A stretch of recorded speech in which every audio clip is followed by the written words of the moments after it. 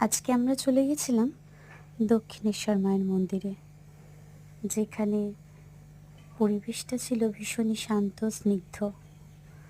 ওখানে যেতেই মনটা যেন কেমন শান্ত হয়ে যায়।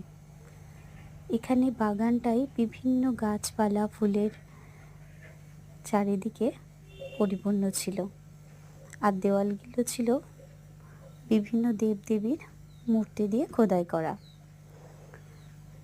চলো সেটাই তোমাদেরকে দেখাবো।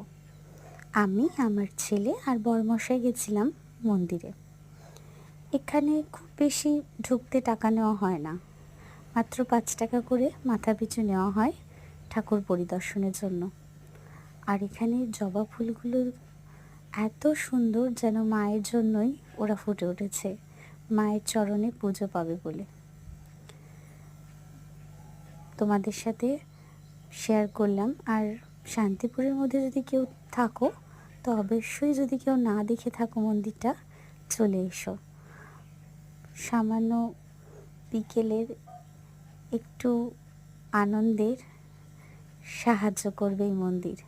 আর মায়ের মুখটা দেখে আনন্দ পাবে না তা কি হয়? সকলেই মায়ের দর্শনে খুবই আনন্দিত হয় আমি জানি। আর মা সবার ভালো করবে, সেটাই প্রার্থনা করি।